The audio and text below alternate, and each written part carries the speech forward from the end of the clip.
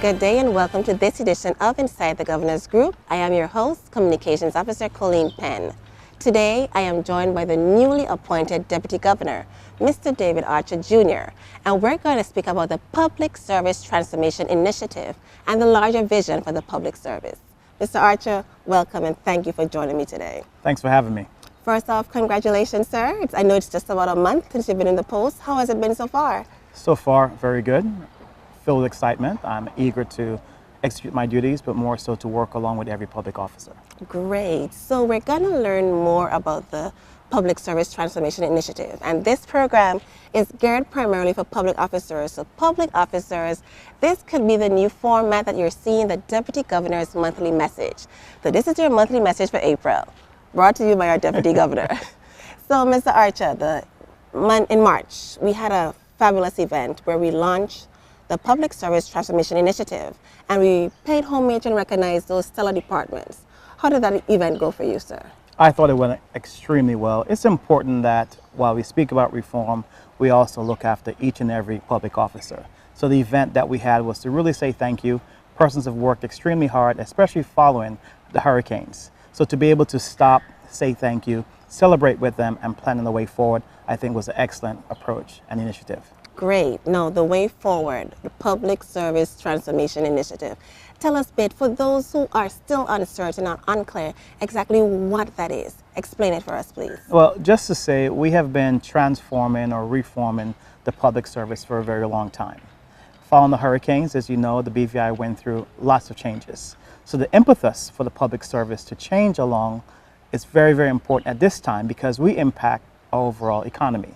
So public sector transformation is not about a program or a project for a month or 2 months or 2 years. It's really about changing the way we do business, changing the ethos of our public service culture and our service culture, and working to always be the best at all times. You said the ethos of the culture. That's a very deep change if you're going to make, because that change will affect how we view our jobs and the persons we serve. How will you go about changing that ethos of the service? Well, one employee at a time, one initiative at a time, one project at a time. Just to say this, the reason why we have to ensure that persons are engaged and understand where we're going, and just to back up, where are we going? We are trying to, and we will impact the overall economy. And we see ourselves as being an enablers for a vibrant and sustainable economy. If persons understand that, the programs and the projects, and simply the way we serve our clients will change. Because it's not about one program, one project. It's about how we do this all the time, every time going forward. Great.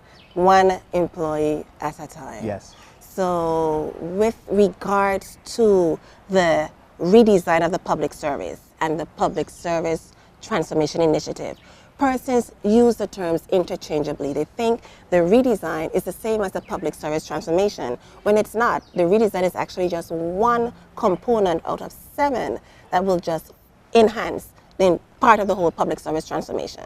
Naturally, redesign really means let's take a look at what we have currently. Let's determine whether or not the service that we're providing is best fit within one organization, within 2, or whether we combine them. So redesign is just one component of how we transform the public service. Naturally, we have e-government, our ability to serve clients through electronic means. Persons can stay from home and be able to access our services, pay bills. We want to look at our policies and programs for good governance. We will see for the first time a public service management bill go into an act, which will support the work that we do as a public service. As you know, we want to ensure green initiatives that will ensure that the public service thinks seriously about energy. We want to ensure we also have a public-private sector partnership so that we build the territory, we build the services with our clients in mind by having partnerships with the private sector. Now, you listed a lot of those areas, the 7 areas. What is the role right now for public officers with regards to any of those areas, with regards to the whole Public Service Transformation Initiative? Well, public officers first must realize that the programs and the projects are programs and projects, and they are very much a part of what we're trying to do. So the first thing that persons can do right now is serve our clients and serve our clients well. We will catch up with the programs and the projects and the changes, but the first thing we want to do is ensure that the people that we serve, we do that with efficiency, honesty, impartiality, accountability, and naturally with amazing smiles.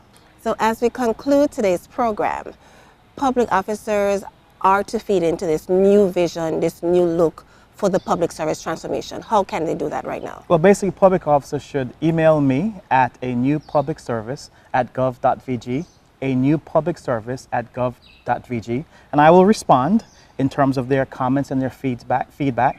Those comments will form part of the overall plans that we will put out to public officers and to the public as relates to the public sector transformation process. Now, before I go, you are a very inspiring type of leader, if I could say that myself. And I heard that comment a lot after the event. How much will motivation be a part of the transformation of the public service? Because some persons say officers work, but you don't feel appreciated, you don't feel thanks. Yes, we have appreciation ceremonies, but the day-to-day interactions, how will you go about inspiring your leaders so they can then inspire and motivate their teams? Well, first of all, it's not about me. I am very confident that our senior managers, the PSs, FS, and also our managers have within them the ability and the capability to lead and inspire. I've been pleased by the outcome at our last event on last Monday, but most importantly, I believe that innately we have the drive and the dedication to serve our people well. So it's really about transferring this energy and this knowledge, not just from myself to public officers, but collectively doing it together. Great. So public officers, you have a part to play in the transformation of the public service. Please email our new Deputy Governor, who's full of energy, full of ideas. There's a vision for the public service and we want you to be a part. And the email address is? anewpublicservice@gov.vg. Thank you so much. I've been your host for today's program. Join us for our next edition of Inside the Governor's Group. Mr. Archer, thank you for being a part of our first monthly message of the April program, and I hope we can do much more. We can share and highlight important tidbits to the public officers and the public who we serve at large. Thank you very much. I look forward to this format going forward.